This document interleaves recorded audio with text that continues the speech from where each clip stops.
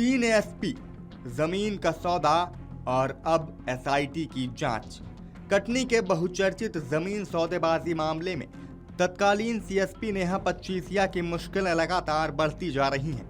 इस मामले की जांच पहले कटनी के एएसपी कमल मौर्य ने की। इसके बाद आईजी प्रमोद वर्मा ने जांच जबलपुर ट्रांसफर कर दी, जहां पर एएसपी अनु बेनीवाल को ये जांच सौंपी गई थी। अनु बेनीवाल की जांच रिपोर्ट के आधार पर कुटला थाने में तत्कालीन सीएसपी नेहा पच्चीसिया, क्षितिज राज बारापत्रे और कांग्रेस नेता मारूफ अहमद हनीफ समेत अन्य के खिलाफ एफआईआर दर्ज की गई और अब मामले की विवेचना एएसपी अंजना तिवारी को सौंपी गई है और 8 सदस्यीय एसआईटी पूरे मामले की जांच में जुटी हुई है। दरअसल कटनी का बहुचर्चित जमीन सौदे से जुड़े मामले की शुरुआती जांच कटनी के एसपी कमल मौर्य से शुरू हुई थी। जांच आगे बढ़ने के बाद मामले की गंभीरता को देखते हुए आईजी प्रमोद वर्मा ने जांच जबलपुर ट्रांसफर कर दी और एसपी अनु बेनीवाल को इसकी जिम्मेदारी सौंपी गई।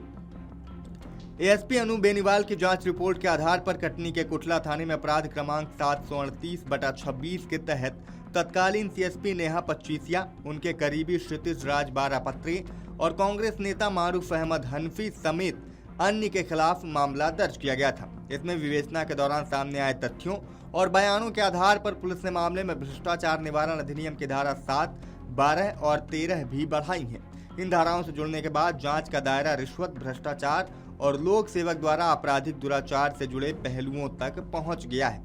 एफआईआर दर्ज होने के बाद मामले की विवेचना एसपी अंजना तिवारी को सौंपी गई।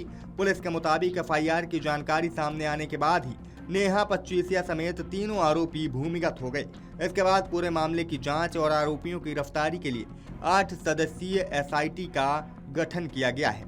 अहम दस्तावेज और डिजिटल साक्ष्य मिलने की संभावना को देखते हुए तत्कालीन सीएसपी नेहा पच्चीसिया के कार्यालय को भी सील कर दिया गया है।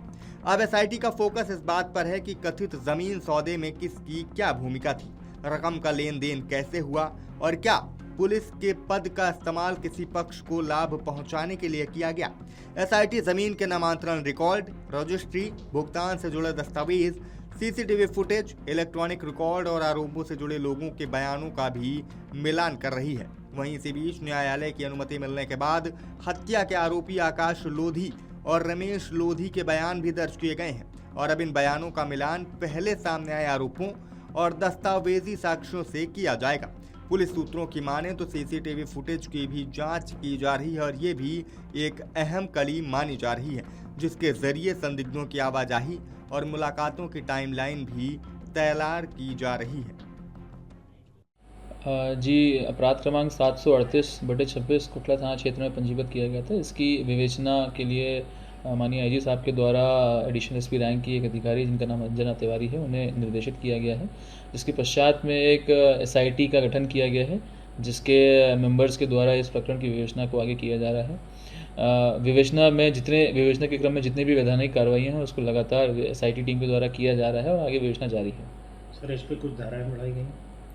जी, जो प्रकरण है उसमें जो रिपोर्ट है और जो बाकी फैक्ट्स स्टेटमेंट्स है उसका अध्ययन करने के उपरांत में आईओज और एसआईटी के द्वारा कुछ धाराएं बढ़ाई गई हैं। जो डायरी है उसके बयानों के आधार पे, रिपोर्ट के आधार पे जो उचित धाराएं उसमें आकर्षित हो रही हैं उनको लगाया गया है।